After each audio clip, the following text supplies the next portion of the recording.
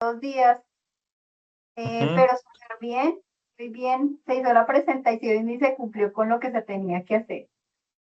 Qué bueno. Mm, un segundito, ¿eh? Es que nos había mandado a mis estudiantes en la liga.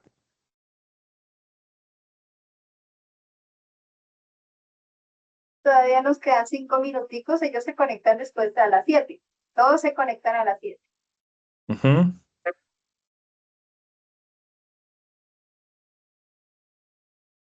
A ver. Ujú.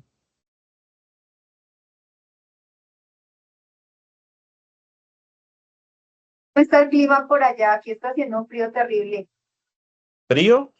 Aquí está haciendo un frío y ha estado lloviendo.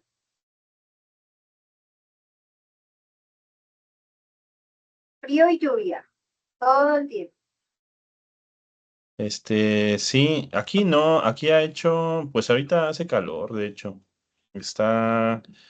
Ha habido lluvia, pero por cuestiones, de fenómenos climáticos, no, no porque sea temporadas, como que ya pasó la temporada de lluvias, pero, pero sí, sí ha habido hace unos días.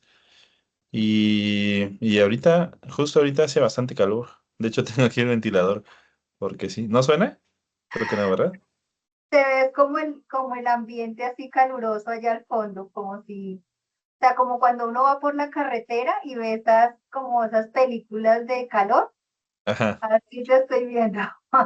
eh, Sí, ha hecho calor aquí, pero ojalá hiciera frío. A mí me gustan más los climas fríos. Aquí hubo incluso una granizada, o sea, que cayó harto granizo hace como 2 días, pero ¿A incluso poco? sí se veía como una película de nieve, o sea, en el Ujú. piso y en los árboles. Ya. Listo, Uy, pero qué también fuerte. da susto, pero da susto. Sí, sí, sí, Cae, sí. que cae Pues granizo. así están los climas. Y sí, pues qué bueno que te fue bien con tu sesión de hoy. Sí, pues todo muy organizado, ¿no? Una ponencia cada 10 minutos, 4 ponencias, al final preguntas, y fueron Ujú. 6 ciclos. Pero ayer y hoy fueron 6 ciclos. Mm. Eh, pero bien, bien organizado, interesante. ¿Y es por parte de allá de la UCC o son de otra universidad u otro centro? Este es un evento que organizó la Universidad de la UNAD, la Universidad Abierta y a Distancia de la Florida, Ujú. Estados Unidos. Y Mm. estoy en una red del doctorado de la RUT de Colombia. Ajá. Entonces, por la RUT de Colombia, por estar en ese grupo, me invitaron. Mm. Fue por ese lado, Sí, pero súper no. bonito, súper chévere. Sí, sí, sí, es bueno participar en congresos. También a mí me toca el 22 tengo un congreso por aquí. Este, Voy a presentar un trabajito sobre máscaras rituales. Estoy laborando. Qué Sí, chévere. sí, fíjate que yo casi, bueno, sí, obviamente tiene mucho que ver con la psicología. Tú eres psicóloga, ¿verdad? Yo soy bacterióloga, yo soy de la salud, Oh, soy de las ciencias de la salud. oh, Sí. yo pensé que eras psicóloga. No sé por qué tenía esa idea. Creo que desde que nos comenzamos a trabajar juntos, como que se me queda. Porque empezamos por la parte de educación, yo creo. Sí, esa parte educativa. Pero tu doctorado es en educación, ¿verdad? Yo soy doctorado en educación y Sí. la maestría también me hace en educación. ¿También Y en mi, educación? sí, y el postdoctorado es en investigación cualitativa. ¿Investigación Wally? Cualitativa. Sí. No, la maestría sí la hice en educación, en investigación educativa. El doctorado es en ciencias sociales y antropología social. Y el postdoc en culturas e identidades contemporáneas, se llama la línea de investigación. Ya me fui mucho hacia lo antropológico. Eso te iba a decir que Sí, no trabajo con cuestiones tan, o sea, en sí los temas que yo trabajo son más de antropología que de, que otras cosas. Pero hay mucho de educación ahí, hay mucho de Sí, psicología, más como porque son temas que están ahí en la mirada, ¿no? Más que, más que ejes de investigación. Por ahí ya van entrando también mis estudiantes. Cuando digas comenzamos, ya son sí. las 6 para nosotros. Yo creo, mi doc, que empecemos de una vez, ¿sí? Ok. Buenas Ujú, noches a todos, bienvenidos a nuestro seminario de investigación de la maestría en dificultades del aprendizaje. Hoy ujú. tendremos nuestra segunda sesión con el doctor Ignacio Hugo Salvador Durán y nos enfocaremos en métodos y enfoques investigativos, dando una mirada complementaria a nuestra primera sesión de encuentro. La actividad está siendo grabada y monitoreada en áreas de que los estudiantes que por diferentes razones no puedan asistir al encuentro sincrónico, pues puedan después repasar el tema para los productos esperados. Damos la bienvenida Ujú. entonces al doctor Ignacio Salvador Durán a este estrado y a esta su casa, la UCC. Muchas gracias, doctora Laura. Muchas gracias a todos y todas. Muy buen día. Espero que se encuentren muy bien. Es un gusto estar con ustedes otra Buenas vez. noches. Buenas noches. Por acá Hola, ¿cómo está? todavía apenas va a llegar, pero buenas tardes es por acá todavía. Pero buenas noches para allá, para Colombia. Este, quería preguntar antes de comenzar. Si en ese momento están construyendo, bueno, la vez pasada decían que estaban como tomando esas decisiones, ¿no? En cuanto a desde dónde trabajar, qué métodos, qué técnicas emplear para sus proyectos. En ese momento están, ¿verdad, profe? Por ellos están ahorita en el proceso, ya tienen su idea y sus objetivos aprobados y Ujú. están construyendo para su entrega de la próxima semana estados de arte y marcos conceptuales. La idea es que ellos Mm, pues tengan esa segunda parte de su trabajo para la socialización incluso ese mismo día. ok. Muy bien, muy bien. Bueno, de todas maneras, quería preguntar, porque lo que les quiero compartir hoy, estaba pensando, ¿no? Por esta cuestión que platicábamos de los títulos y más por dónde orientar, abordar el tema, ¿no?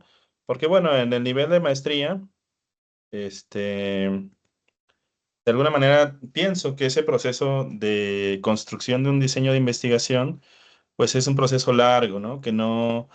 Que debe ser muy, muy detenido, que debe tener como ir acompañado por una reflexión como muy meditada, ¿no? Por parte del tesista, y que en ese sentido, digamos que creo que ya es esperable que para este momento de la formación, pues cada quien traiga como una línea de trabajo, ¿no?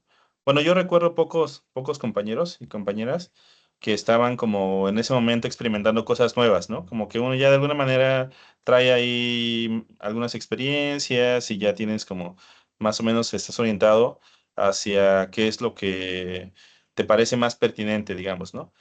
Pero bueno, de cualquier forma se espera, y ese es el punto de hecho, que en la maestría se espera que la tesis logre un nivel de reflexión, el diseño de la investigación logre un nivel de reflexión, de congruencia, de solidez, que dé cuenta de ese segundo escalón o tercer escalón, dependiendo de los perfiles, en la formación, ¿no? Como ya este nivel de posgrado, digamos, ¿no? Entonces, teniendo eso en cuenta, pensé en hablarles, bueno, desde mi visión, desde mi punto de vista, como siempre, siempre insisto mucho en decir, hablarles sobre cómo la cuestión de los métodos y las técnicas de investigación debe estar vinculada a ciertas decisiones que se toman para mí desde la base ontológica y epistemológica de un proyecto, ¿no?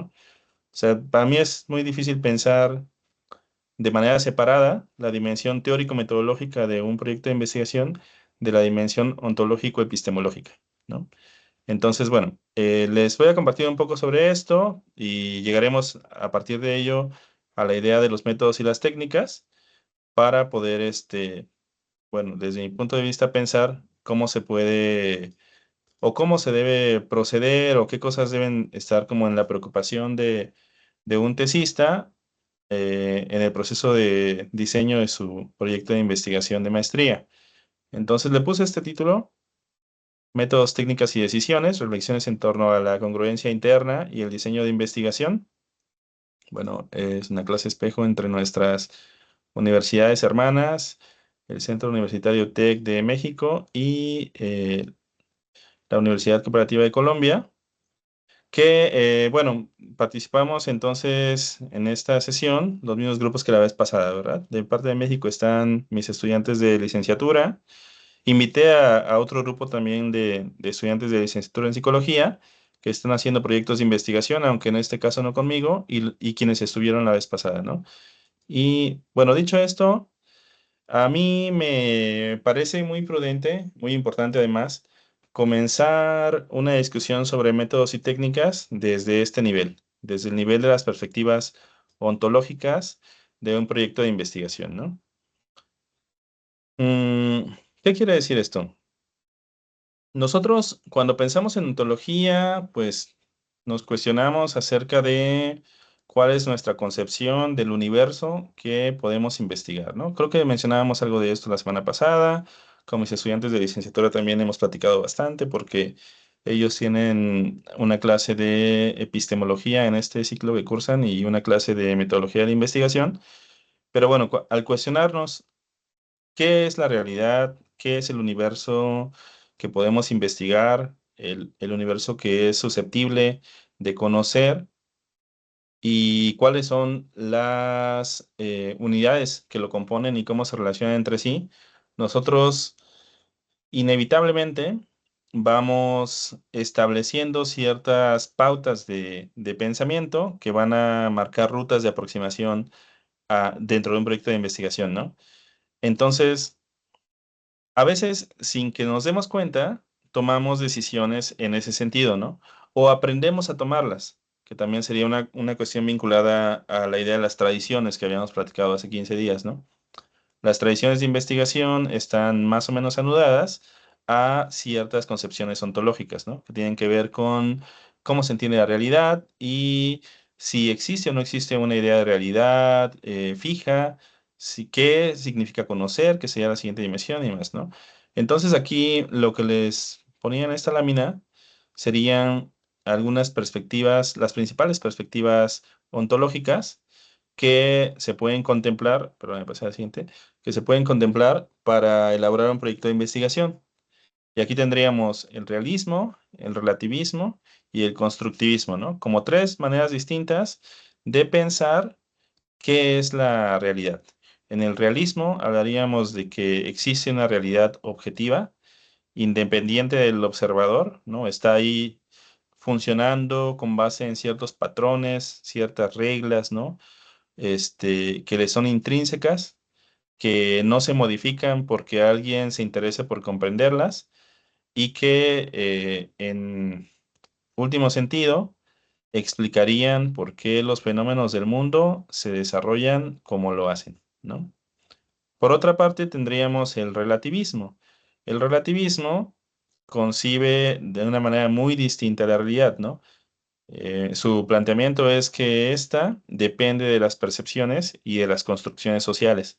Es decir, que no existe una realidad objetiva que esté establecida de manera independiente a quien la observa, sino que quien la observa va a ser partícipe de una multiplicidad de elaboraciones o de construcciones que pueden tener una delimitación temporal y también geográfica, cultural, social y demás, que va a demarcar qué es la realidad para esa mirada, ¿no? Digamos. Y el constructivismo va todavía más allá y dice que la realidad no solo tiene varias interpretaciones, sino que es construida socialmente y varía entre los individuos. Es decir, tiene un nivel de solidez mucho más endeble, ¿no? O es más líquida, por así decirlo, ¿no? Si pensamos, por ejemplo, en Bauman, que es un teórico contemporáneo que tiene muy presente esta idea de lo líquido, y dice, bueno, todo es líquido, ¿no? En este mundo. Las identidades son líquidas, la vida es líquida, el amor es líquido, ¿no? Y todo se nos escurre. Es líquido porque se nos escurre, ¿no? Porque la manera de aproximarnos a ello eh, incide en cómo se reelabora, digamos, la realidad, ¿no? Entonces aquí habría una pregunta muy importante. Una primera pregunta que, lo sepamos o no, respondemos antes de pensar en un modelo o en técnicas de investigación, que es, ¿la realidad es algo que existe de manera independiente o es un proceso en construcción? ¿No? Esa sería como una pregunta importante para la perspectiva ontológica. Cada quien se podría preguntar en sus propios proyectos de investigación cómo conciben esta dimensión, ¿no? ¿Qué piensan de la realidad? Bueno, a partir de esto, también avanzaríamos hacia perspectivas epistemológicas, debe decir aquí. Creo que se repitió esta diapositiva. A posicionamientos epistemológicos, ¿no? Los posicionamientos epistemológicos nos hablarían de un siguiente paso en cuanto a ya sabemos que, por lo menos ya definimos, lo sepamos o no, qué es la realidad. Y ahora el siguiente cuestionamiento es cómo podemos conocer esa realidad, ¿no? Que sería la dimensión epistemológica. Para ello, tendríamos también distintos posicionamientos. Aquí puse 4 que serían principales.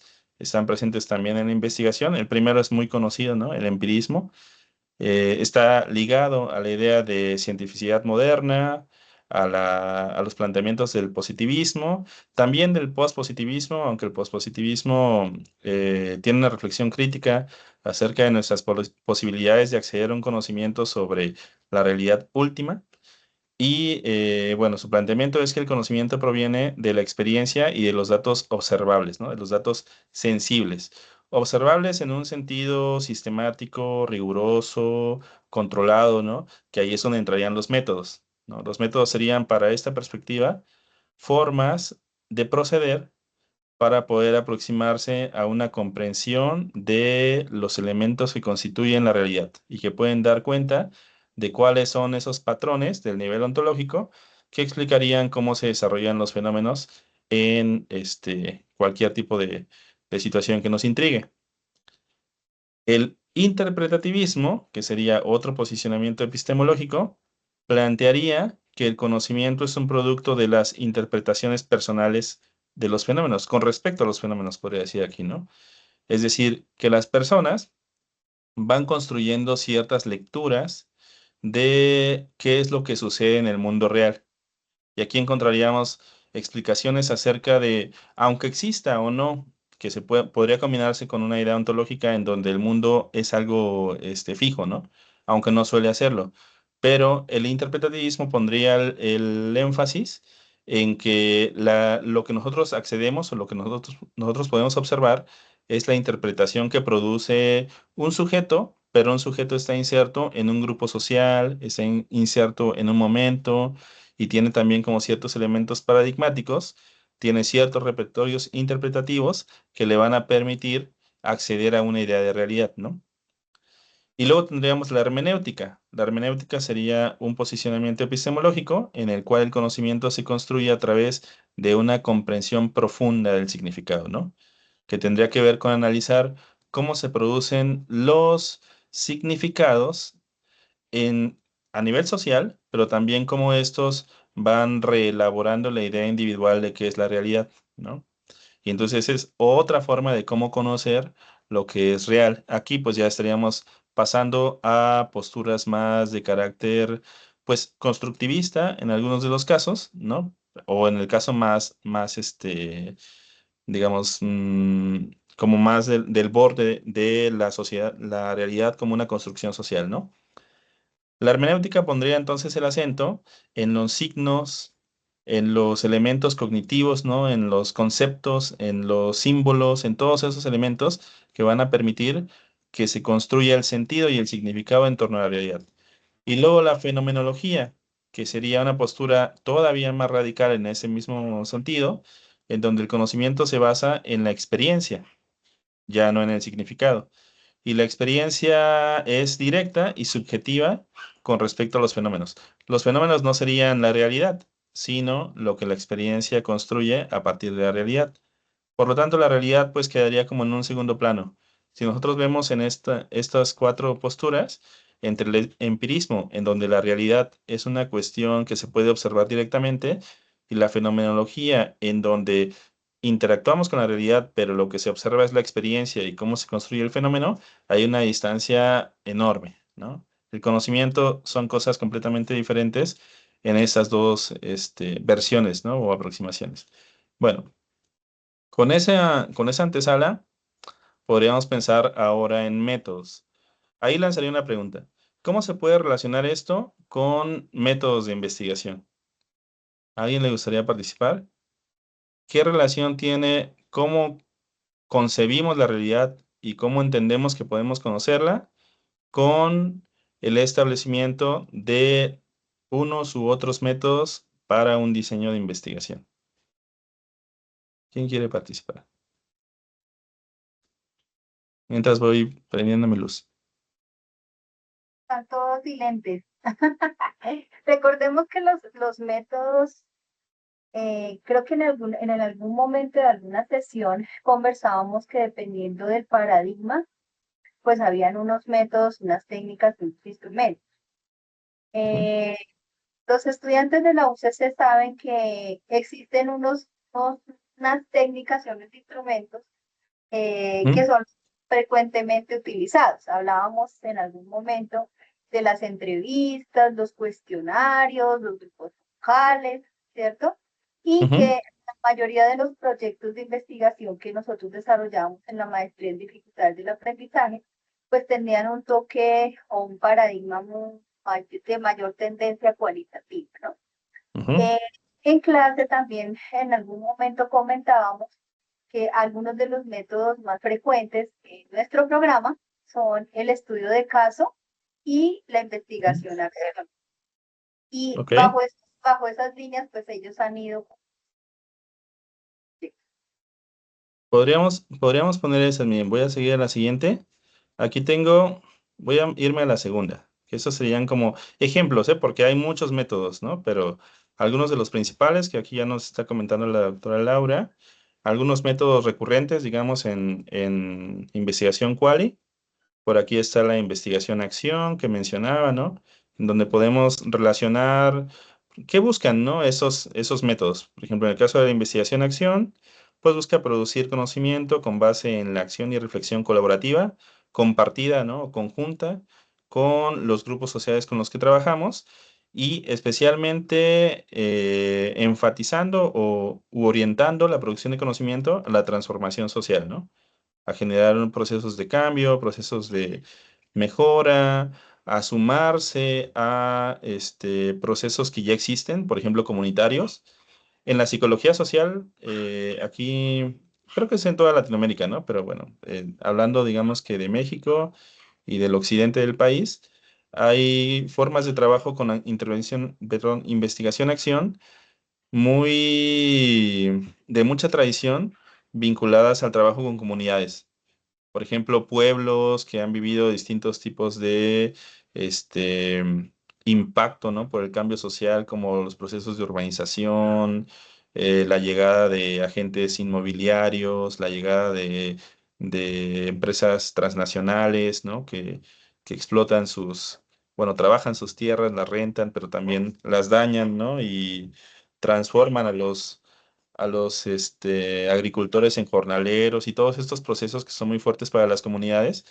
La investigación-acción, pues es un tipo de método, no una forma de proceder que es muy valiosa, en donde el investigador busca como un trabajo colaborativo en términos bastante horizontales para poder ir sumándose, ¿no? No solo producir conocimiento, sino sumándose en el proceso de transformación social. Sí, doctora Laura. Otra cosa y es que los estudiantes generalmente diseñan sus proyectos enfocándose en sus lugares de trabajo o situaciones personales familiares. Entonces, como en la maestría en dificultades del aprendizaje busca precisamente identificar todas esas diversidades, todas esas situaciones que en el aula se da con estudiantes diversos, algunos con algunas problemáticas físicas, cognitivas. o incluso en sus mismas familias con algunos parientes o familiares que tienen algún tipo de patología que de alguna manera limita sus aprendizajes. Entonces, en torno a eso, es que muchas veces el método que se escoge es el estudio de caso sencillo o el estudio de caso múltiple o la investigación-acción que genera la transformación, el cambio, el aporte a esas situaciones que ellos particularmente identifican. Ujú, muy bien, sí, orientado a la transformación del social, ¿no? Por ahí estaba alzada la mano de Didier. ¿Quieres participar, Didier? Sí, profe, buenas noches y compañeros, compañeras, Hola. buenas noches.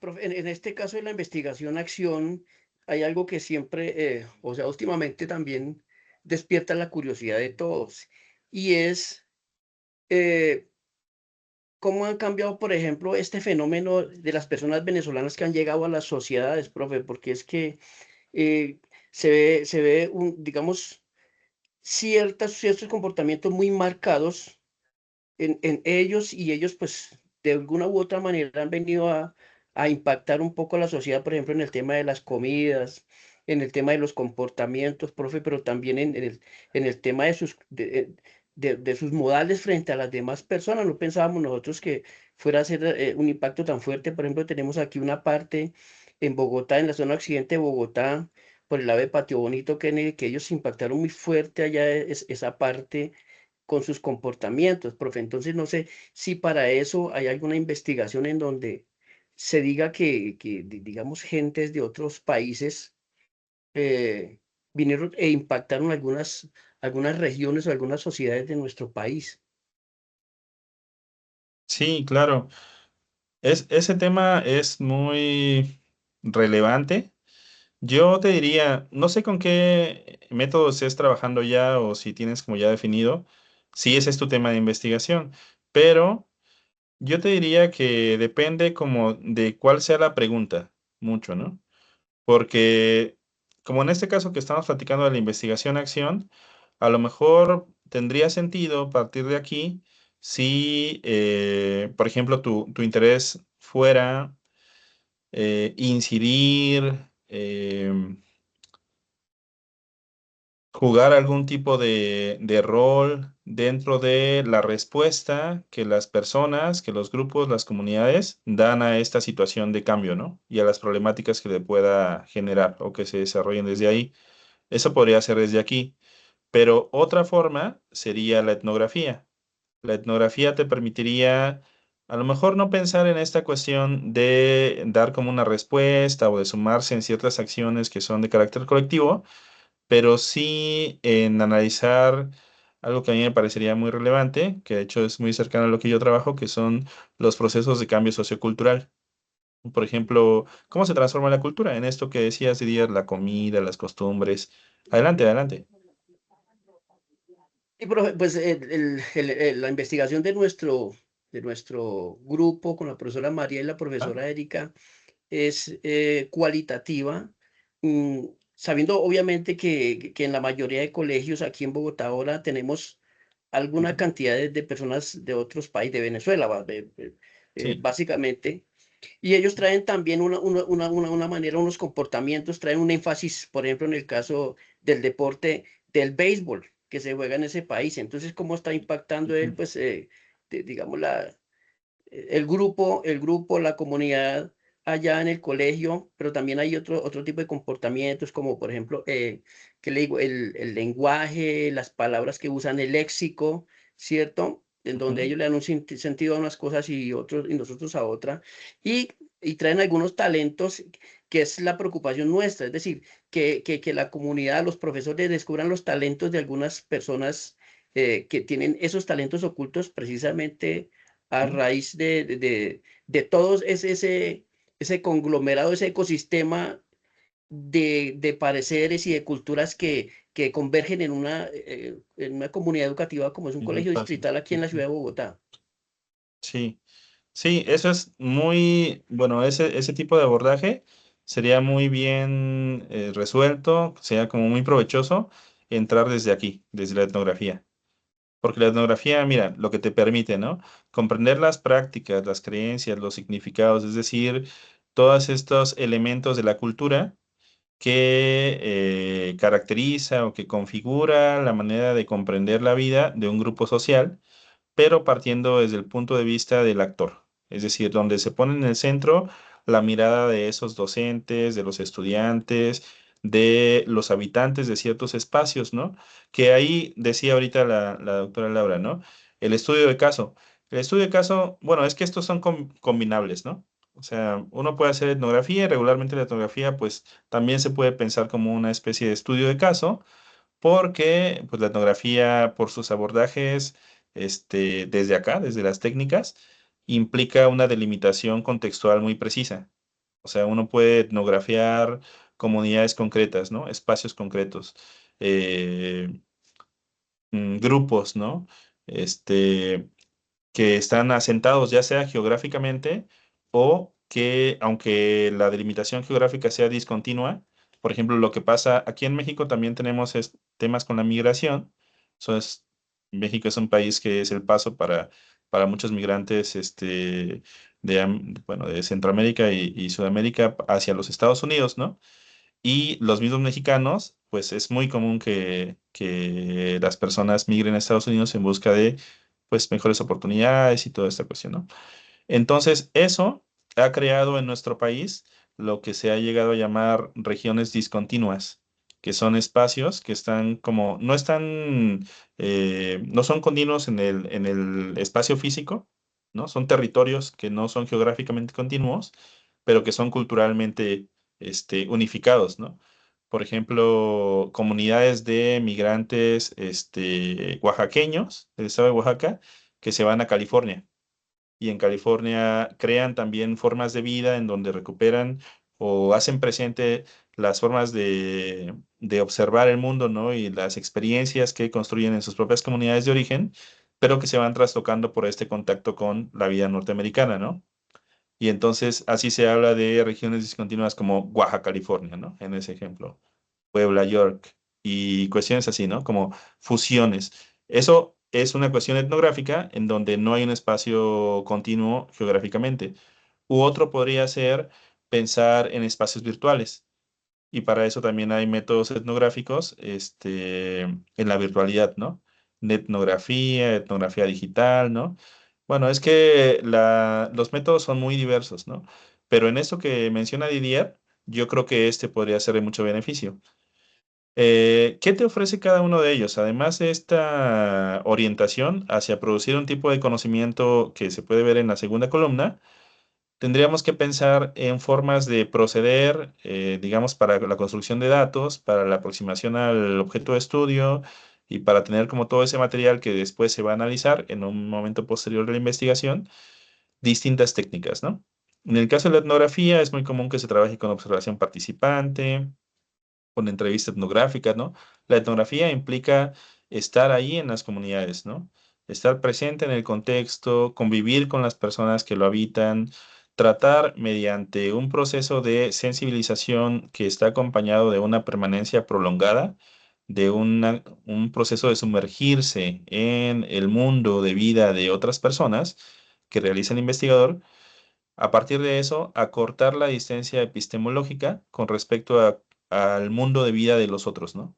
A sabiendas de que no se va a mimetizar con esa mirada, o sea, nunca va a llegar a ver el mundo exactamente igual que las personas con quienes trabaja, pero que puede llegar a comprender los referentes principales desde donde se adquieren sentido esas prácticas, ¿no? Desde donde la cultura se va configurando y reconfigurando. Y aquí podríamos pensar, con lo que nos decía Didier, cómo se va reelaborando las pautas culturales, por ejemplo, dentro de una institución educativa, a partir de la convivencia, del intercambio de dos formas de entender el mundo, la colombiana y la venezolana, que aunque son distintas, comparten un mismo espacio escolar, ¿no? Y pues de alguna manera tienen que establecer ciertos puentes que no necesariamente van a ser armónicos, ¿no? Sino que pueden ser disarmónicos en algunos aspectos y en otros aspectos poder encontrar formas de confluencia, ¿no? Buscaría como esos encuentros y desencuentros ante este proceso de cambio social por convivir dos maneras de ver el mundo dentro de un mismo espacio escolar. Y para eso, bueno, el investigador, ¿qué haría en cuanto a su proceder técnico? Incorporarse en el espacio escolar, permanecer ahí, observar las dinámicas de aula, observar lo que pasa en los pasillos, observar lo que pasa en los recesos, hacer un registro de participativo, o sea, incorporarse como alguien que puede ser participante de ese contexto, por ejemplo, ser un profesor, ¿no? O puede tener menos participación, colaborar en algunas cosas, pero aún así identificarse como investigador, estar presente en los rituales escolares, estar presente en los procesos de, no sé, decisión, de legitimación, de cambio, en las decisiones dentro del espacio escolar. Esa sería observación participante en distintos niveles de participación, ¿no?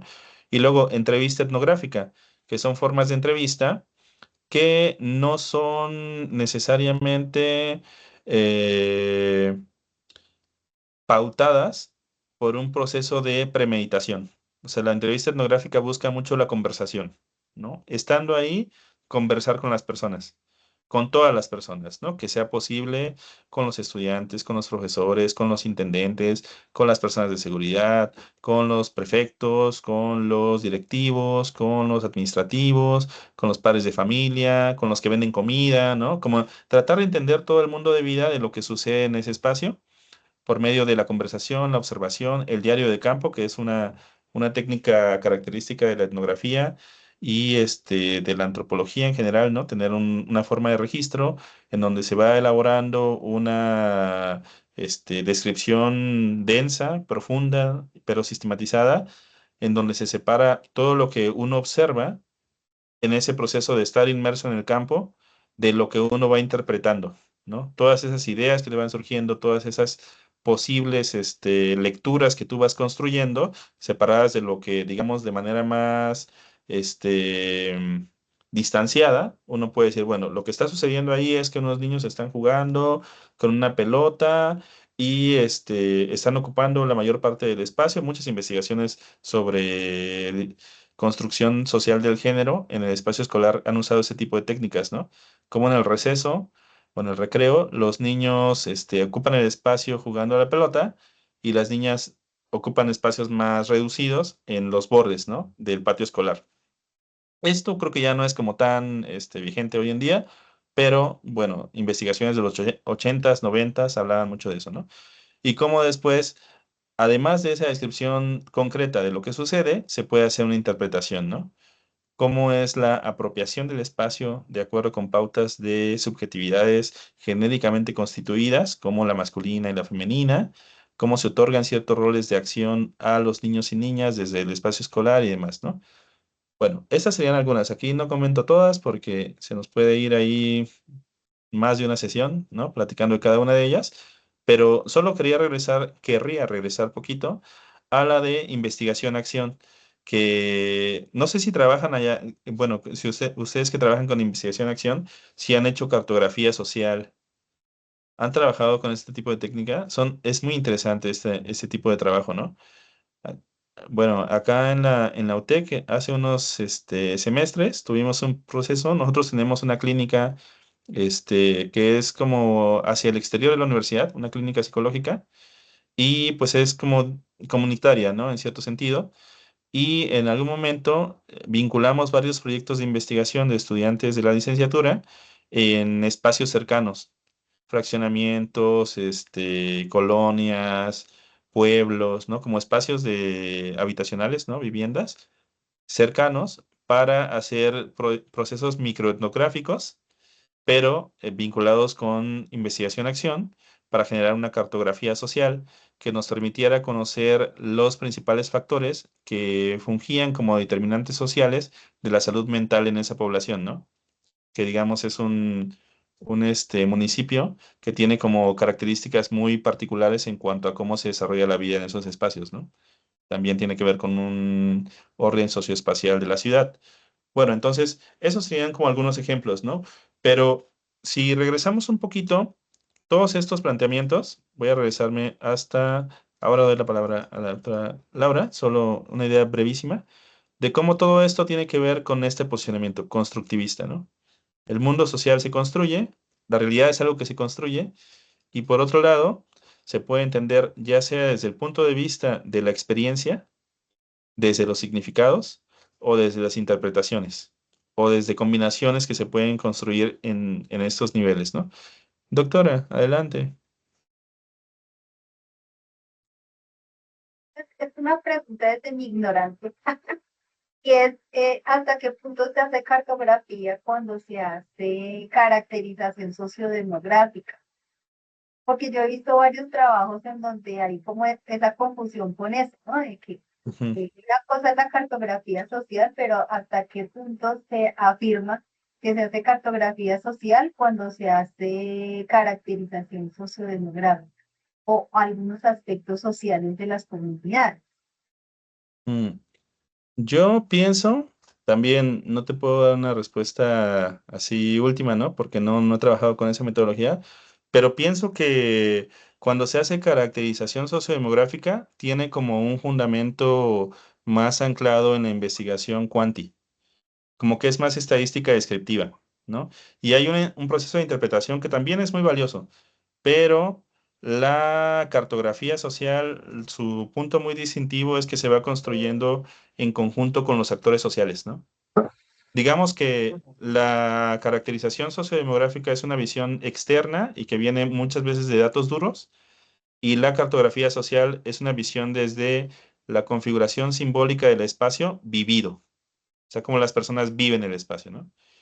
Por ejemplo, conozco trabajos muy interesantes. Bueno, un trabajo en particular que me gusta muchísimo sobre las crucitas, que son, bueno, aquí en México, mm, supongo que también pasa en Colombia, cuando alguna persona fallece en la vía pública, por ejemplo, por un atropellamiento, por una agresión, por una cuestión así, es muy común que las familias pongan crucitas en la vía pública, ¿no? En la banqueta, en los camellones, ¿no? Y entonces, ¿cómo este proceso de significar el espacio, un espacio que es de tránsito, ¿no? Un no lugar, diría Marc Auger, que es como un espacio en donde no es un lugar antropológico, pero se significa porque las personas le otorgan un valor afectivo, ¿no? Como un espacio vivido, como un lugar en donde se construye una idea de memoria de una persona que falleció en ese caso ahí, ¿no? Pero además, bueno, ese es un caso, pero otro también muy interesante es la aparición de las vírgenes.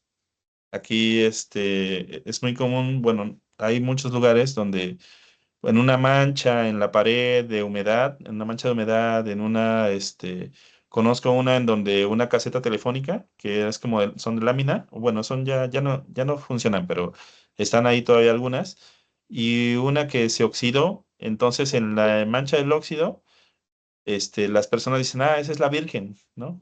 La Virgen, la Virgen María, es una imagen mariana, ¿no? Entonces, la convierte en un altar. Entonces, ahí es la Virgen del periférico, la Virgen así, ¿no? Del puente, la Virgen del teléfono, ¿no? Entonces, estos espacios también son una forma de construcción del espacio vivido, de cómo se va reelaborando, digamos. Pero bueno, ahí podríamos hacer una cartografía social de la religiosidad popular, por ejemplo, ¿no? O una cartografía social de las memorias en cuanto a las personas fallecidas en vía pública. ¿Querías comentar algo, doctora?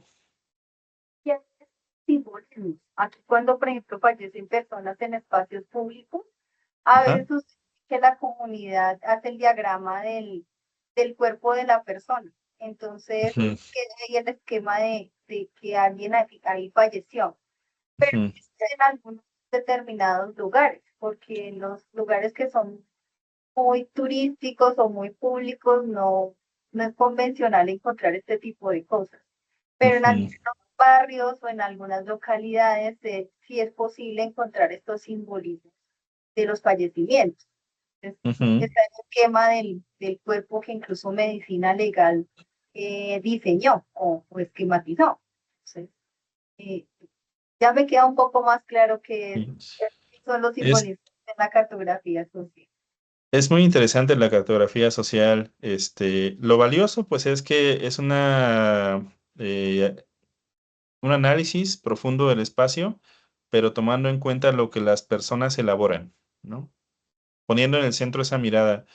Yo he trabajado con, por ejemplo, haciendo recorridos con personas que en donde sus lugares de vida han cambiado mucho porque ya la ciudad creció y los alcanzó, ¿no? Entonces eran pueblos que se ven conurbados, ¿no? Viven la conurbación.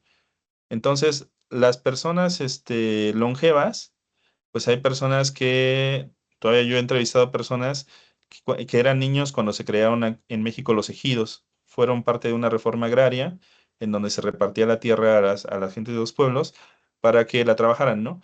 Entonces, hacer recorridos por las calles de una colonia con una persona longeva que te va contando, aquí había tal cosa, ¿no? Y aquí esta casa era no sé qué, y aquí era la primaria, y aquí, así como esa reconstrucción del espacio vivido y que se puede combinar muy bien con enfoque biográfico. O sea, al mismo tiempo que se rastrea, no al mismo tiempo, sino simultáneamente, en el mismo proyecto, que se rastrea la memoria en relación con el espacio vivido y con el pasado del lugar, también se reconstruye una historia de vida, ¿no? De la persona. Entonces, ¿cómo se va anclando desde los procesos vitales, los procesos significativos que vivió esa persona a lo largo de distintos momentos de su vida? Otras cuestiones más de orden social, por ejemplo, la conurbación, ¿no? O el crecimiento urbano, que es algo que a mí me interesa, pero también podríamos pensar en la migración, como en lo que comentaba ahorita Didier, que va a ser distinta en el caso de México con respecto al caso de Venezuela y la llegada perdón, de Colombia y la llegada de personas de Venezuela, ¿no? Y como todos estos procesos que de alguna manera nos van dando cuenta de cómo se desarrolla el mundo de vida, pero dentro de un contexto delimitado, ¿no? Y ahí podríamos encontrar una congruencia muy fuerte con la tradición cuantitativa.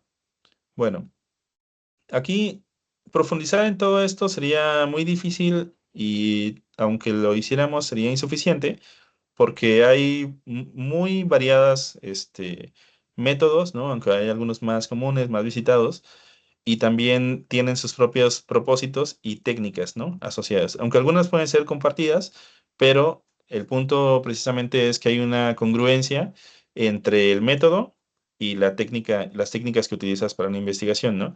Ahora, aquí voy a regresar a un cuadrito anterior donde puse también algunos ejemplos de investigación cuantitativa. Esto no lo comento a profundidad porque, bueno, no, aparte de que no es mi área de expertise, creo que iba a decir en el cuadro anterior que el punto no es como ver como cada una de las técnicas ni de los métodos. Eso se encuentra y me parece muy congruente que sea parte de su entrega que tienen programada para los siguientes días, en el caso de los estudiantes de maestría. Eso se encuentra en la revisión del estado del arte, desde mi punto de vista. Hay que leer artículos, tesis, ¿no? Investigaciones que se han aproximado a los fenómenos de nuestro interés y desde ahí ir, digamos que, observando de la manera más fina posible cómo resuelven cada uno de esos proyectos a nivel de diseño de investigación, cómo resuelven la manera de aproximarse a esos objetos. Adelante, doctora. Los estudiantes tienen una pauta para el diseño de su marco teórico y su estado del arte. Ellos cuando hacen esta revisión sistemática de artículos, de tesis, pues ellos van encontrando dentro de esas lecturas las metodologías. Entonces lo que yo les he pautado es que van leyendo el texto completo, el resumen del artículo y les van dando como una guía de cuál podría ser ese posible método, esa posible técnica que pudiera utilizar para su estudio o su problema. Excelente, excelente. Entonces tienen ya, digamos, como una serie de sugerencias, ¿no? Serían como una serie de líneas de trabajo que están Tienen así un... como Oh, preidentificadas, ¿no? Ujú. sí, sí, señor. Sí, y sobre eso también yo creería, supongo que es algo que les enfatizan también, que es muy importante que aunque exista ciertas rutas como que se estilan, por así decirlo, ¿no? Como que son eh, comunes, recurrentes, ¿no? En cuanto a un mismo tipo de tema de investigación, en cuanto al abordaje de objetos de estudio más o menos similares, pero aún así, una idea también personal que creo que es muy importante es que uno no debe desestimar la parte de la creatividad intelectual del estudiante o del investigador, ¿no? Que el investigador debe tomar como esas rutas pre-identificadas como productivas, debe tomarlas como una especie de punto de partida y a partir de ello también un reto para cada investigación, en particular para cada tesis, es poder construir diseños que generen algún tipo de giro, ¿no? En cuanto a lo que ya se ha estudiado. También por eso es tan importante el estado del arte, ¿no? Porque el estado del arte te va marcando, bueno, todo esto ya se conoce por estas rutas de trabajo teórico-metodológico, ¿no? Y entonces uno partiendo de ahí tiene que, o debe asumir el desafío de generar un diseño que también tenga un toque propio, ¿no? Y que pueda dar un aporte, ¿no? Que pueda dar otro matiz, otro elemento de contraste, de diálogo, no para pensar este va a ser el hilo negro de las cosas, no para que uno diga, bueno, voy a descubrir la verdadera, realidad en cuanto a eso, ¿no? Sino más bien para pensar que funcione como un elemento que sea interesante dentro de ese estado del arte. Bueno, entonces eso me parecería también muy importante, ¿no? Aquí les decía, tenemos algunos métodos. La sesión pasada también por ahí decían, hay perfiles aquí de personas que han estudiado matemáticas, supongo que están trabajando con cuestiones de investigación cuantitativa y que les serán muy familiares, ¿no? A mí en lo particular, como soy del mundo quali, los conozco de manera muy superficial, pero podemos aquí describir o tomar como una aproximación inicial, digamos, que cada uno de ellos tiene un propósito establecido, ¿no? Digamos, en el método descriptivo, el propósito es describir características, comportamientos o condiciones de un fenómeno sin buscar estas relaciones de causalidad, digamos, como tan marcadas, como si lo sería en un diseño experimental, ¿no? Y así, cada tipo de diseño, podemos encontrar otros, ¿no? Los diseños cuasi experimentales, los diseños con mediciones pre-post, que también son muy comunes en investigación cuantitativa, y que cada uno de ellos usa sus propias técnicas. Por acá decía ahorita la doctora Laura que en ocasiones trabajan con encuestas, ¿no? Es común trabajar con encuestas, con escalas también aparecen mucho, ¿no? Como en investigaciones de maestría, ¿no? Con distintos tipos de análisis de carácter estadístico, ya sea descriptivo o inferencial, y en el nivel que es más cercano a la visión, aquí voy a regresar a una diapositiva anterior, a la visión empirista está acá, pero también realista desde la perspectiva ontológica, ¿no?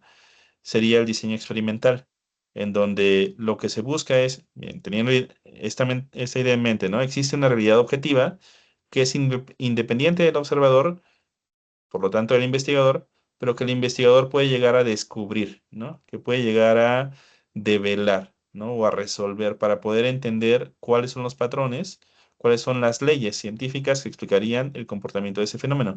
Y tomando eso en cuenta, podríamos pensar en diseños experimentales, por ejemplo, ¿no? Comprobar relaciones causa-efecto mediante la manipulación de una variable independiente y el control de otras condiciones que van a asegurar que no exista tanto ruido en la lectura, ¿no?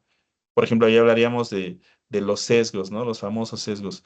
Cuando, si pensamos desde estos otros métodos de lo quali, aquí el punto de vista es precisamente, o lo interesante, como decíamos hace un momento, poner en el centro de la lectura al sujeto colaborador. O sea, el punto de interés más importante es la mirada del actor. Pero para entender la mirada del actor, se tiene que poner en juego la mirada del investigador, ¿no? Y entonces ahí la idea de sesgo desaparece de alguna manera, ¿no? O pierde sentido más que desaparecer, porque lograr una lectura aséptica es algo incoherente con toda la visión ontológica, epistemológica y teórico-metodológica de ese diseño de investigación, ¿no? Entonces, como decíamos en la sesión pasada, ninguna de las dos formas o de las muchas formas de proceder son, es buena y las otras malas, pero cada una en su lógica tiene una manera de legitimarse y de validarse. Y por eso es tan importante el tema de la decisión, ¿no? Bueno, aquí voy a avanzar un poquito. ¿Cómo vamos de tiempo? Ya casi llegamos a la hora. Aquí, bueno, ¿esto a qué nos llevaría a pensar, no? Creo yo que habría que reflexionar ¿Cuáles son los puntos de referencia para tomar esas decisiones metodológicas?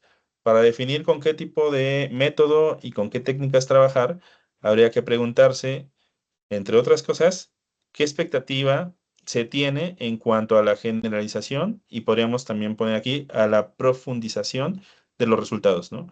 ¿Qué tan generalizables se busca que sean los resultados y qué tan profundos, ¿no? En cuanto a la lectura, que son dos vías distintas, dos formas de trabajo metodológico diferentes, pero cada una de ellas en su propia lógica.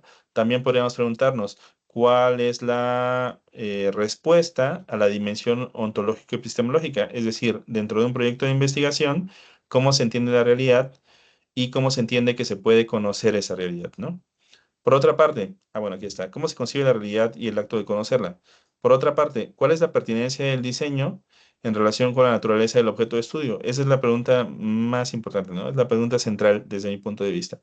Cada investigador debe estar siempre pensando cómo se elabora su decisión en cuanto a qué tipo de diseño construir, qué tipo de método tomar. Ahorita que nos decía Didier, en cuanto a tu proyecto, Didier, o el proyecto del equipo de trabajo en el que tú estás inmerso, trabajar con, bueno, tratar de entender esta relación entre la llegada, digamos, o la presencia de personas de otro país en un espacio escolar y alguna cuestión de carácter, algún fenómeno social que se desarrolla ahí, es una pregunta, bueno, ¿qué método usar? Es una pregunta por cuál es el camino más efectivo para poder llegar a comprender eso, ¿no? Que sería lo que tú decías ahorita. Bueno, ¿qué tipo de método podría ser más interesante, ¿no? Y yo, desde mi punto de vista, te respondía, bueno, podría ser el etnográfico, ¿no? Pero podría haber otros, o sea, podría haber quien piense, no, es que eso se tiene que trabajar necesariamente desde la cuestión, de la investigación-acción, porque uno no puede tomar, no aparecía ahorita en los posicionamientos epistemológicos, pero la teoría crítica, ¿no? Que dice, ningún tipo de conocimiento es neutral. Entonces uno no puede tomar una postura en la que solo quiera comprender cómo cambian las cosas, sino que tiene que tomar parte en cuanto a cuáles son las estructuras simbólicas no visibles, pero muy contundentes en cuanto a la manera en que se juegan relaciones de poder, formas de opresión, formas de transformación de las condiciones de vida de las personas que les afectan o que tienen un impacto en sus posibilidades para desarrollarse de una manera favorable y que entonces nuestra investigación no solo debe quedarse en el nivel de entender, por más profundo que sea este entendimiento, lo que está sucediendo, sino que además tenemos que asumir un posicionamiento político en cuanto a eso que estamos observando, que es una problemática, ¿no? Entonces, desde esos argumentos, cambiaría el tipo de diseño más pertinente para buscar comprender un objeto de esa naturaleza, ¿no? Es una pregunta como general. Aquí también podemos hacer una pausa para poder dar cabida a que algunos de los estudiantes nos compartan qué están haciendo con sus proyectos, ¿no? Si se hacen esta pregunta, ¿por qué el método que están pensando desarrollar como parte de su investigación sería el más pertinente? Esa es una pregunta obligada, ¿no? Es una pregunta de reflexividad y de autovigilancia epistemológica para un proyecto de investigación. ¿A alguien le gustaría contarnos si esto le ha pasado? Si en el discernimiento sobre qué método usar les ha surgido un tipo de duda parecida.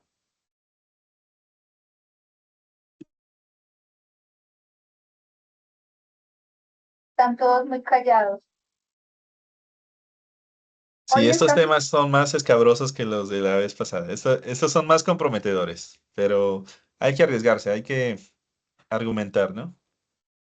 sí, el, Buenas noches, profe. Buenas noches. Mi nombre es María. Pues tengo una inquietud.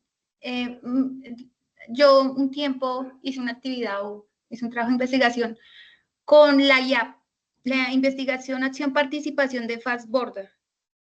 ¿Esa es ¿Mm? diferente a la que tú estás nombrando de investigación, acción? Bueno, es que hay una gran diversidad de apreciaciones para cada una de estos métodos, ¿no? O sea, en realidad las lecturas son, digamos, los métodos tienen como tradiciones, ¿no? Y cada uno de ellos tiene una historia. Entonces, si es igual o diferente, pues hay distintos. No tengo el gusto de haber trabajado con la que tú nos comentas, pero en términos generales, pues tiene que buscar eso, sus fundamentos para que la investigación se conecte con un proceso de acción, tiene que acceder, digamos, a la intención de poder transformar algo de lo que investiga, ¿no? Tom, Ese es yo un te fundamento ayudo, general. yo te ayudo. Ujú. En el tiempo que yo he dirigido tesis de maestría, siempre ha habido esta confusión de lo que es la investigación acción y la investigación acción participante. La investigación acción tiene un tiempo más corto, más reducido. Generalmente las tesis de maestría que son a 2 años hacen investigación acción hasta ahí nomás. Porque cuando ya tú le pones investigación acción participante, o sea, el apellido, pues ya esos son trabajos de más largo aliento. Entonces no son trabajos de 2 años, son trabajos de 3 o más años. Entonces yo siempre le digo al estudiante, revise bien el método que va a usar, porque solo tiene 2 años o tiene un año para hacer su tesis. Y si compromete a decir que va a participar, pues difícilmente lo va a poder Ya. comprobar. Entonces, generalmente las tesis de maestría utilizan la investigación-acción. Hasta ahí nomás. Esa es como la Y gran puede diferencia ser, que y escoger. puede ser, pero puede ser que una tesis de maestría bueno, digamos que se hace el corte para defender el grado, pero que se prolonga, ¿no? Sí, sí, O sí, sí, sea, sí. ahí se puede transitar con lo que nos estás comentando, investigación a acción participativa. Yo conozco la investigación a acción participativa. No sé si sea distinta Es a la diferente. participante. O ¿Es sea, la diferente también? investigación-acción tiene un aliento corto y la investigación-acción participante es como cuando tú dices, voy a hacer mi estudio de impacto. Un estudio de Ujú. impacto tiene más años, 3 años, 4 años, 5 años. Yo siempre les corrijo que no es un estudio de impacto, sino una incidencia, la medición de una incidencia en un tiempo corto, ¿sí? Porque es que a veces uno dice palabras que comprometen muchas cosas. Entonces, a la hora que un jurado o un evaluador o un par entra en la parte epistemológica de lo que yo estoy diciendo, puedo estar metiéndome en grandes dificultades. Entonces, por eso al Ok. estudiante siempre hay que pautarle y decirle, bueno, este es el tiempo que tienes para hacer tu trabajo, tú determinas si puedes o no puedes comprometerte a hacerlo, ¿sí? Entonces, pero Ujú. siempre mostrándole el cuidado de la palabra, ¿no? De decir las palabras y cómo se miden esas palabras, ¿no? Ok. La experiencia le va dando a uno esos tips o esas habilidades para poder encauzar a los estudiantes. Ok. Bueno, y ahora en el proyecto actual, ¿estás trabajando con esa metodología, María? Porque decías Eh, fue como algo pasado, ¿no? Decías. sí, es que cuando hice mi pregrado, Ajá. hice un diplomado y tenía que sustentar un proyecto y en ese momento yo lo hice con la IAP, con la investigación, acción, participación de Fast Border. Y ¿Y cuál pues fue por el eso tema? tenía la duda. Pero fue corto, fue como de un año. Ah, es lo que te está diciendo la doctora Laura. Pero, bueno, ¿qué tema trabajaste? Pues en ese tiempo trabajé por rincones y lo Ujú. hice en un programa que se llama, bueno, se llamaba Ámbito Familiar, que era un proyecto piloto de la alcaldía en ese momento. Entonces, como yo trabajo con familias en territorio, hacíamos EPG, que eran talleres grupales en los salones Ujú. comunales. Entonces, como desde allí enfoqué mi proyecto en ese momento. Pero en este momento estoy trabajando en la Secretaría de Educación con niños de primera infancia, en aula. Ujú. Entonces, pues creo que estoy enfocada es como en un estudio de caso. Quería hacer una huerta ecológica con mis niños que tienen pues sí, algunas dificultades, por ejemplo, de habla, ¿sí? Ujú. Algunos y como para integrarlos todos y pues de cierta manera pues aportar al cuidado del medio ambiente y como sembrar esa semillita desde el inicio. También Ese es es como, investigación-acción, ¿no? ¿La nombras sí, así? Sí, yo creo que sería investigación-acción. Sí, ya, pero fíjate que ahora pensando eso, bueno, con ese ejemplo estoy pensando lo que nos dice la doctora Laura. Lo que yo te preguntaba, pero creo que no va a ser distinto, que digamos, las que yo he conocido son investigación-acción participativa, ¿no? Que es distinto a la participante en cuanto al nombre. Pero creo que por lo que nos estás comentando, no hay diferencia en cuanto a la manera de proceder. Por ejemplo, eso que decía María, ¿no?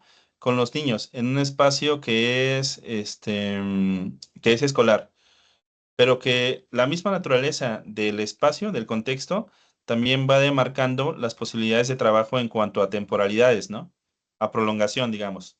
Porque a lo mejor esos niños, pues después cambian de grado, o incluso salen de la escuela, se van a otro nivel educativo, y entonces ya como que no es tan viable proceder en ese tipo de participación. Pero un trabajo que yo también conocí con un compañero lo estaba realizando, era con huertos urbanos justamente en este contexto de la conurbación, de cómo había grupos, o hay grupos aquí en Guadalajara, de personas que cultivan en sus espacios de vivienda dentro de espacios urbanos, ¿no? Y de cómo eso también lo elaboran como una forma de abanderamiento político, de decir, bueno, es que para nosotros cultivar o tener un huerto urbano es una forma de mantener viva, para empezar, la memoria sobre una identidad, ¿no? De un lugar. También una forma de contrarrestar, por así decirlo, la dependencia de consumir productos que están tratados mediante procedimientos que nosotros desconocemos, ¿no? O que son poco saludables, ¿no? Entonces, en ese caso, un grupo de este tipo, que es un grupo político, ¿no? No es un grupo escolar, pero no está limitado por un periodo de formación. O sea, esas personas pueden pertenecer a esos grupos durante 5, 10, 15, 20 años y seguir trabajando eso, ¿no? A lo mejor ahí podríamos pensar esto que nos comentas, ¿no, doctora? O sea, ahí podría haber posibilidades de un trabajo de investigación-acción participante o participativa, ¿no? ¿Habría alguna duración, promedio, más o menos estimada para esa diferencia? De tiempo, me refiero. Sí, lo que pasa es que en la práctica sí hay una Ajá. diferencia tangencial de tiempo. O sea, Ujú, la investigación acción se puede desarrollar dentro de un lapso de 2 años y la investigación acción participante comprobada con sustento y evidencia tiene que ser un periodo más puntual. ujú, Por eso generalmente la investigación acción participativa desde la teoría y desde la práctica se hace en estudios avanzados. ujú, Y la investigación acción se hace en estudios de maestría o especialización. Es más corto y más prudente ujú. para comprobar con evidencia que efectivamente ese propósito de esa investigación tiene ese tiempo real o cronológico. Ujú.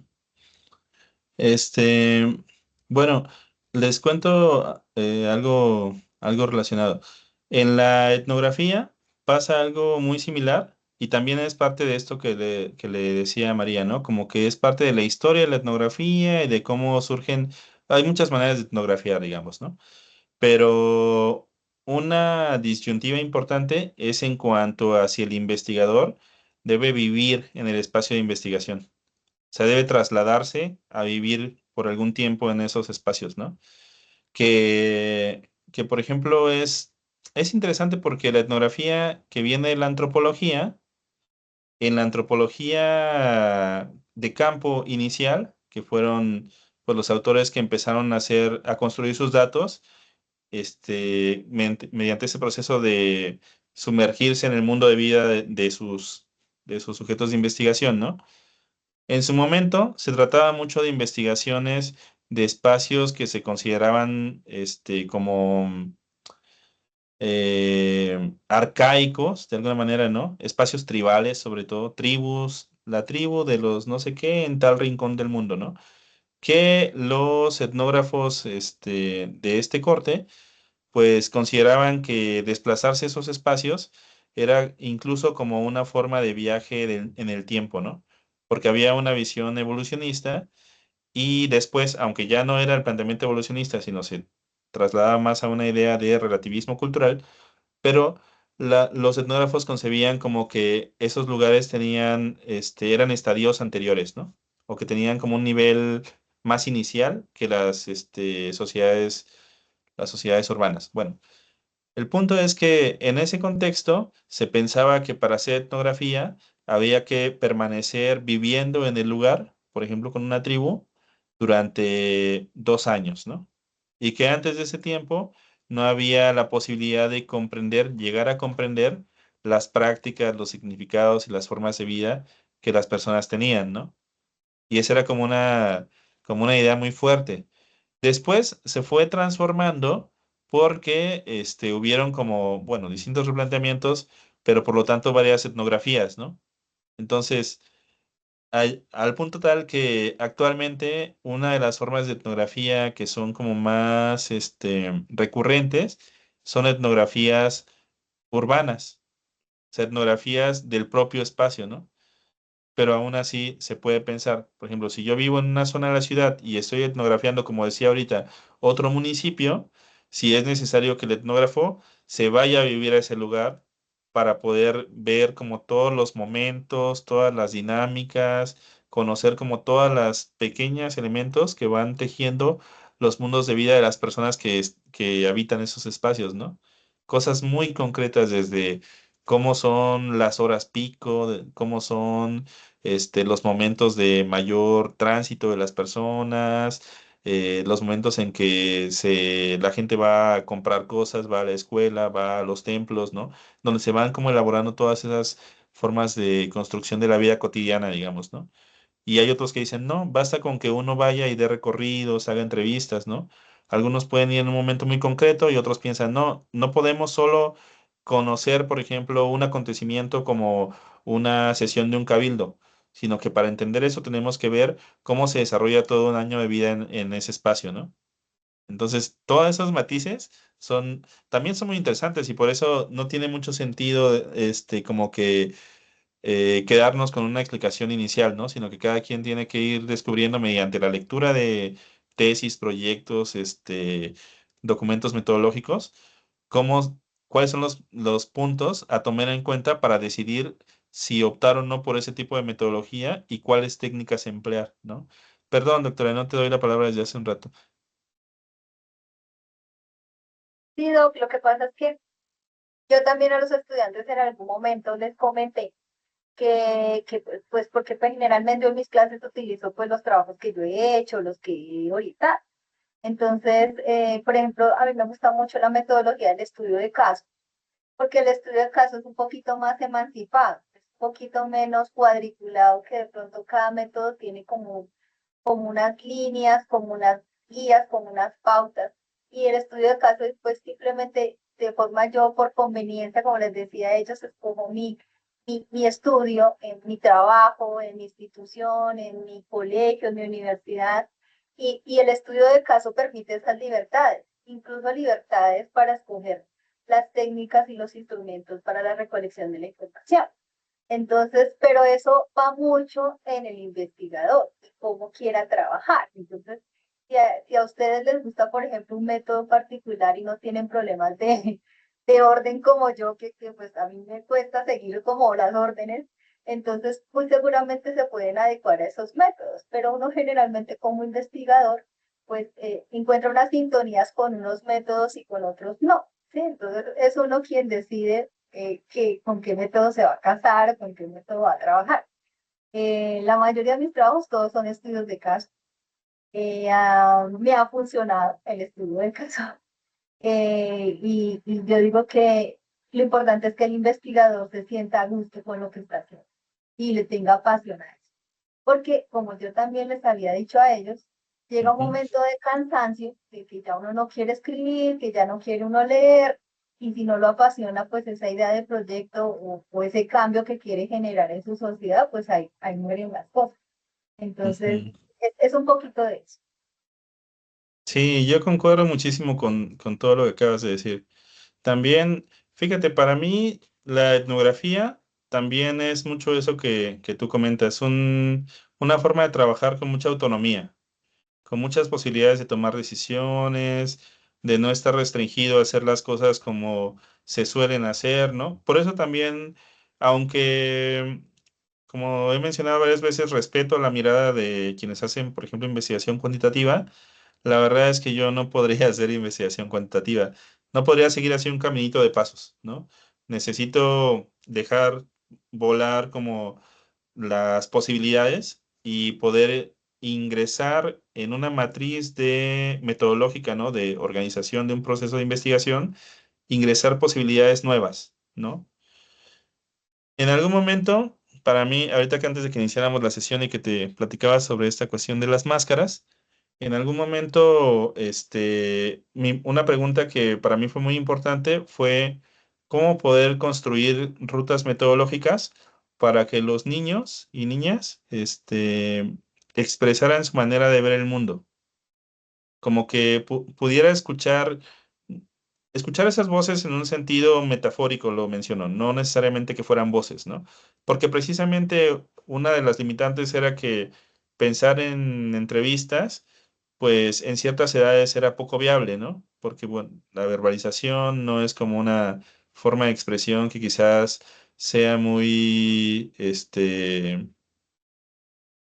la principal forma de expresión de los niños, ¿no? Hasta en momentos tempranos, digamos, de la infancia, pero otras sí podrían permitirlo, ¿no? Por ejemplo, el dibujo o la creatividad, el juego, ¿no?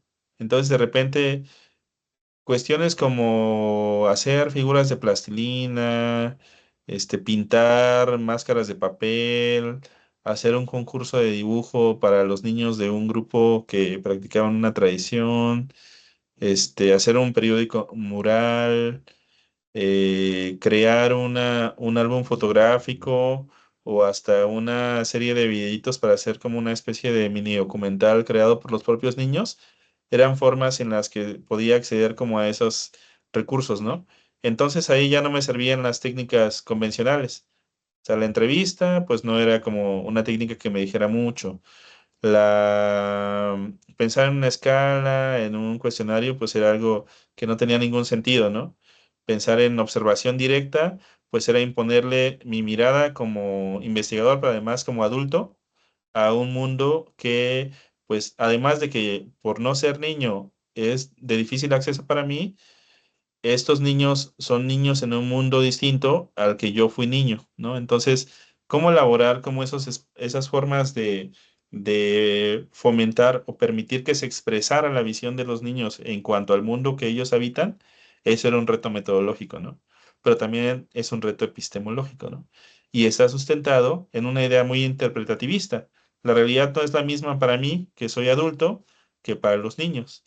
No es la misma para mí que nací en la década de los 80, para los niños que nacieron después del 2010, ¿no? Entonces, todas estas elaboraciones, por eso decía, como que mi argumento principal en todo eso que estamos platicando es que, como recomendación o como sugerencia, si ustedes están en el momento de decidir con qué métodos y qué técnicas trabajar, algo muy importante es reflexionar cómo concibe cada quien, qué es la realidad y cómo conocerla. Y creo que ahí también está lo que menciona la doctora Laura, porque en esa visión de qué es la realidad, también se esconde un poco eh, como nuestro anclaje con qué significa entender el mundo, ¿no? Entonces, cuando uno, decías, doctora, que uno debe hacer algo con lo que se sienta bien, pero creo que una forma de lograr eso es que uno haga las cosas de una manera que sienta que en realidad está comprendiendo. O sea, entender, comprender es un proceso, además de, pues que te viene una mirada más fina, es satisfactorio, ¿no? A nivel individual. Cuando uno empieza a entender las cosas, por qué suceden así, por qué las personas se comportan de cierta manera, con qué se relacionan aspectos del fenómeno que nosotros observábamos en un inicio y que siempre de alguna manera estuvo ahí otras cosas, pero no conectábamos cómo era la relación entre unas y otras, ¿no?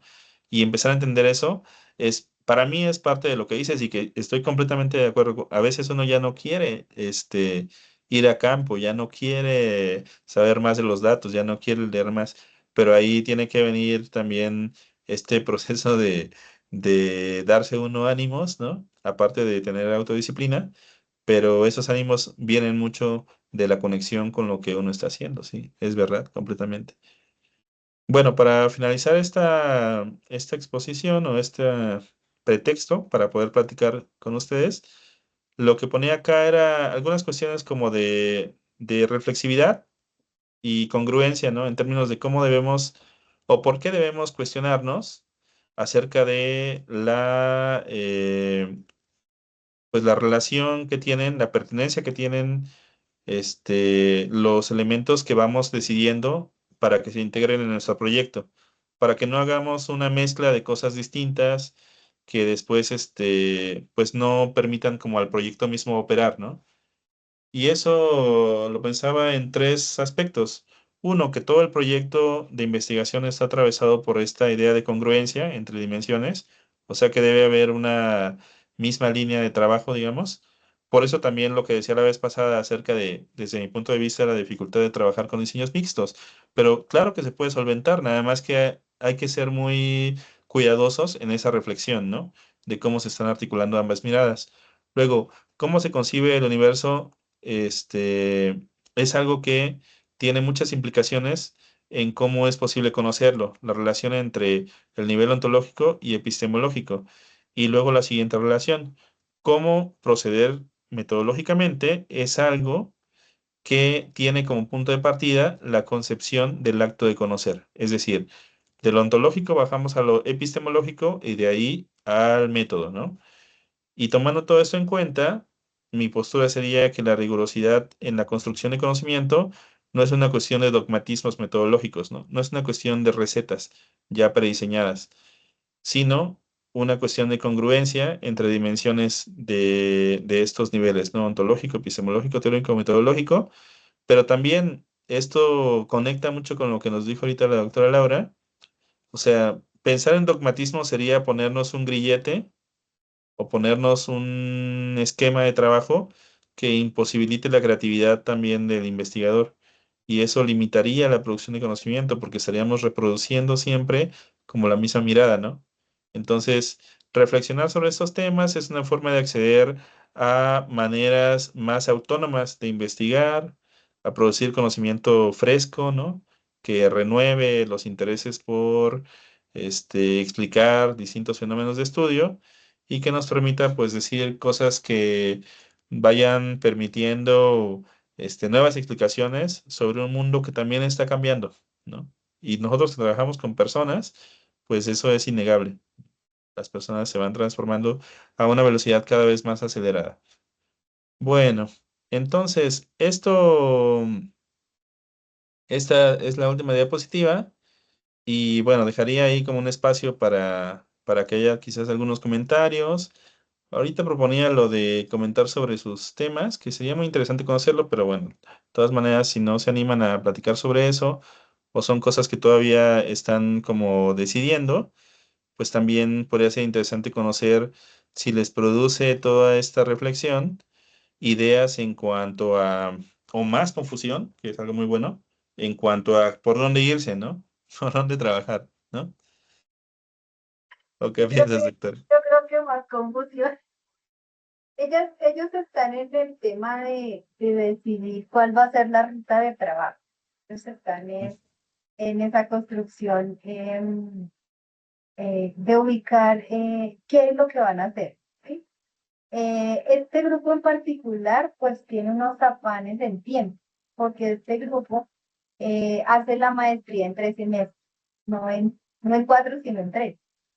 Y ahorita, a final de este semestre, ellos tienen que decidir qué opción de grado van a hacer. Si van a Ujú. continuar con este proyecto de investigación a modo de monografía, si van a hacer un estudio de caso, si se animan a hacer un estudio de caso, o si van a hacer una pasantía formativa.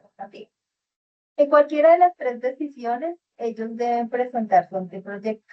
Es decir, ese Mm. anteproyecto debe tener un título, unos objetivos, una justificación, un planteamiento de problemas, un estado de arte, unos marcos conceptuales y un diseño metodológico.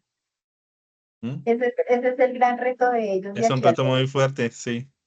de aquí al 28 de octubre deben ya tener esos 3 momentos O o sea, esos ¿ahora están terminando la maestría? semestres, pero ellos deben ahorita entregar su anteproyecto Ok. para decidir qué se va a hacer en los siguientes 2 semestres, o sea, qué Ujú. ruta de acción de grado van a tomar. Pues hemos estado pues fortaleciendo la parte conceptual, yo he estado revisando pues los trabajos en clase en algunos momentos y la Mm. idea es que para la próxima semana ellos entreguen por lo menos una noción de estado de arte y una noción de fundamentación teórica para Sí, que al final del mes tengan por lo menos esbozado esta ruta metodológica o este diseño metodológico y puedan tomar su decisión de ruta, que son las 3 que acabo de mencionar. sí, Entonces ellos ahorita están es como pensando, supongo yo, que por eso sí. el silencio. Es Bueno, por el teniendo eso silencio. en cuenta, ahora antes de darle la palabra a Brenda, les diría, todo lo que yo les comenté es una visión entre muchas otras, ¿no? O sea, cada quien tiene que elaborar la suya. Así como decía ahorita la doctora Laura, yo trabajo mucho, nos dijo, ¿no? Con estudios de caso. Me ha resultado eso. Bueno, en mi caso, yo trabajo con etnografía y enfoque biográfico. Esa es mi combinación favorita, que es la que me encanta, ¿no? Que alguna vez tuvimos una sesión sobre eso. Y así cada quien, o sea, cada quien debe de, o sea, escuchar otras versiones es una forma de enriquecer el panorama, ¿no? Es una forma de tener así una panorámica de todo el escenario y de ahí pues cada quien precisamente con la autonomía debe de ir construyendo lo propio y construyendo argumentos para defenderlo, ¿no? Que decíamos la vez pasada. Entonces, eso, pues, para que no sientan así como que, entonces hay que ir por acá, no, es lo que cada quien va decidiendo, ¿no? Brenda, ¿te gustaría comentarnos algo? Buenas noches, ¿me escuchan, profe? Sí, te escuchamos bien. Ah, qué bien, es que no me estaba funcionando el audio. Bueno, profe, pues muchas gracias por sus aclaraciones. De verdad que sí, sí nos despeja. Yo creo que en cuanto al proyecto que nosotros estamos planteando, sí nos despejó muchas áreas. Pero sí tengo una preguntita en cuanto a los talleres de participación. Entonces, nosotros tenemos claro que nuestro proyecto va ligado con la investigación-acción, ¿cierto? Porque es producir conocimiento en base a la Sí. acción, ¿cierto? No sé si pues quiero comentarte cómo es nuestro proyecto. La pregunta problema es qué estrategias pedagógicas y didácticas se pueden implementar para fortalecer los dispositivos básicos del aprendizaje en niños de primaria de una escuela rural multigrado. ¿Sí? Nosotros tenemos diferentes cursos en un mismo salón, entonces, nosotros queremos crear estrategias, ¿cierto? Buscar estrategias que nos permitan fortalecer estos dispositivos básicos para que las demás áreas, ¿cierto? Se puedan desarrollar mejor, ¿sí? Y de una sola, en un solo momento, ¿sí? Coger niños desde preescolar hasta quinto y poder generar esas estrategias, ¿no? Porque es un solo docente para varios cursos. ¿Mm? Y yo dije, bueno, entonces según lo que nos dice el profe, nos puede servir los talleres de participación, pero sí me gustaría de pronto si su merced nos pudiera aclarar un poquito más de qué se tratan esos talleres participativos, pues. Ujú. Sí, bueno, los talleres participativos son una técnica que está muy vinculada con que ustedes involucren a sus colaboradores, a sus sujetos participantes de la investigación en los procesos de respuesta, ¿no? Por ejemplo, ustedes podrían hacer talleres. Decías que es un docente para varios grados, ¿no? Pero hay varios docentes en la misma situación, ¿no? Digamos, en la institución educativa, ustedes podrían como hacer una convocatoria a los docentes en un primer momento y hacer talleres centrados en explorar las situaciones que ellos identifican desde dentro del aula, ¿no? Como decíamos, siempre poner al frente la visión de los sujetos, ¿no? ir mapeando cuáles son las problemáticas principales, qué obstaculiza, ¿no? Para lograr como acceder a estos objetivos que son parte de su planteamiento del proyecto de investigación. Por ejemplo, podrían combinarlo con los diarios de campo, reflexivos. Decirle a los participantes, a los docentes, pedirles que desde que inicien este proceso, inicien un diario reflexivo, que ellos vayan escribiendo y ellas vayan escribiendo, vayan reflexionando, vayan haciendo bitácoras de sus sesiones de clase, de todo lo que van observando, ¿no? Y mediante ese material, ustedes ir construyendo una forma de estrategia que no venga solo desde la mirada de los investigadores, sino que esté, conjunta con los actores de ese escenario. En un segundo momento, por eso hablaba la doctora Laura de la necesidad de tener tiempo para trabajar, ¿no? En un segundo momento, podrían, a partir de esto, ir identificando estudiantes que tengan cualidades de liderazgo y hacer algo parecido.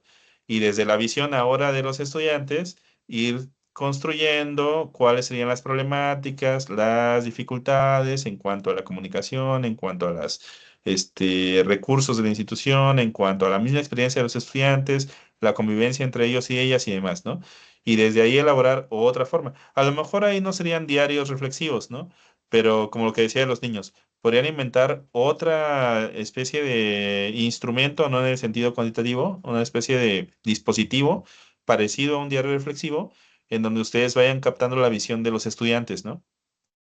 Pero esto puede ser muy variado y depende del contexto. Supongamos que es un contexto en donde hay muchos chicos, como aquí en México, que hay escenarios educativos donde hay muchos chicos que forman parte de pandillas, supongamos, ¿no? Entonces vamos a hacer un concurso de graffiti acerca de el mundo de escolar o no sé, ¿no? Así como darle una construcción en donde se vea plasmado en esa participación la visión de los estudiantes, ¿no? Analizar eso también. O sea, digamos que el principal objetivo sería que ustedes no impongan una visión externa sobre esos procesos, ¿no? Sino que vayan haciendo parte a sus colaboradores o a sus sujetos, ¿no? Y ahí pues hay muchos caminos distintos que solo ustedes podrán diseñar conociendo el contexto. Eso es lo más importante, ¿no? Y sus condiciones. Les Dale, podría profe, muchas gracias. recomendar algo de bibliografía, si gustan. Se lo paso a la doctora Laura. Y ya ustedes, si es de su interés y todavía tienen tiempo, le pueden dedicar una leída y unas tardecitas a leer, ¿no? Para que si les despierta alguna idea, pues la puedan desarrollar, ¿no? Sí, pero una cosita súper importante, lo que dice la doctora Laura, si esto les hace ilusión, porque aparte quienes estudiamos estos contextos dentro del mundo educativo, luego conectamos mucho con esa idea, ¿no? De que es algo que nos despierta una pasión, decía la doctora Laura. Ahí está la clave, ¿no? Porque ahí es donde se construyen caminos interesantes. Está Diana, alzó la mano. Bueno, que nos vaya diciendo la doctora, porque ya creo que estamos sobre el tiempo, ¿verdad? Sí, señor. Doctor, una pregunta. En cuanto a cuando usted habla de la etnografía, que convivir con Ujú. las personas, sumergirse en el mundo de ellos, cabe también la posibilidad dentro de la etnografía tratar de aplicar algunas pruebas a las personas, o eso ya no se saldría mucho del enfoque de investigación. Algunas Por ejemplo, aplicar, pruebas. aplicar pruebas, por ejemplo, aplicar por ejemplo, para nuestro caso, nosotros tenemos un diseño universal de aprendizaje Ujú, basado en, en algunos elementos de la flora y la fauna de los cerros orientales de la ciudad de Bogotá. Pero ujú. pues obviamente el contexto de nuestros colegios son personas con discapacidad y personas, o sea, neurodiversos y neurotípicos. Entonces, digamos que convivimos todo el tiempo con ellos, trabajamos con ellos, implementamos actividades con ellos, pero entonces intentar, por ejemplo, buscar un método, un diseño para aplicarlo y posteriormente querer cómo usar algunas alternativas. ¿Cabe dentro de la etnografía o es mejor investigación-acción? Yo, bueno, pienso, te voy a responder lo que... Habría muchas respuestas, pero te voy a decir lo que yo suelo decirle a estudiantes que buscan como contrapunto, ¿no? Lo entiendo así. Pensaría que se puede incorporar porque es muy valioso lo que te puede arrojar la aplicación de esas pruebas en esa población, pero que no plantearan como un diseño mixto. sino que lo plantearan como un ejercicio de triangulación teórico-metodológica. O sea, como que ustedes dijeran, si nuestro diseño principal es la etnografía, vamos aprovechando nuestros perfiles de formación de quienes conformamos el equipo o de algunos de ellos, vamos a aplicar ciertas pruebas y analizarlas por separado para tener como esa triangulación de la lectura, del análisis, digamos, ¿no? Y no decir todo el diseño es mixto, porque decir todo el diseño es mixto, lo que decía la doctora Laura, cuando nosotros, si digo voy a hacer un estudio mixto, me estoy comprometiendo a hacer un estudio bicéfalo, ¿no? En términos ontológicos y epistemológicos. Eso es lo que yo pienso, ¿no? Pero sí se puede hacer un contrapunto de triangulación, por ejemplo, con un instrumento que pertenece a otra tradición. Y eso no es pecado, porque justamente el punto es que debemos tener autonomía. Es algo muy nuevo, es algo que se puede presentar como algo innovador, ¿no? Como algo que posiblemente no esté en el estado del arte y que les brinda pues como una mirada más compleja, digamos, ¿no? Pero decir, construyo desde sus fundamentos un diseño mixto, me compromete a, pues, entrar en niveles de mucho más abstractos de articulación de miradas contrapuestas, ¿no? Creo, eso no sé si respondo, pero a mí me parecía muy interesante una aproximación así. Listo, gracias, muy amable. Gracias a ti por esa pregunta tan interesante. Doctora, se nos acabó el tiempo, ¿verdad? No me quiero despedir, pero ya es hora. Doctor, muchísimas gracias por su colaboración, por su apoyo, bueno, nosotros ya llevamos trabajando 2 años y eso me hace inmensamente feliz y también espero que pues continuemos haciendo todas estas cosas maravillosas con nuestro grupo de maestría. Muchas gracias. Gracias por la invitación y gracias por la atención y la participación. Y también a los estudiantes de la UTEC que por ahí están también participando. Gracias por darse este espacio. Y pues ahí estamos, muy atentos a las comunicaciones para seguir trabajando en conjunto, doctora. Una feliz noche a todos mis estudiantes, a los estudiantes de la UTEC también por su presencia, por su tiempo, por su disposición y nos vemos en una próxima oportunidad. Feliz noche a todos. Chao. Gracias, buenas noches. Mañana, gracias. Hasta luego, Buenas gracias. noches. Muchas gracias. Hasta Muchas luego. gracias para todos. Gracias. Muchísimas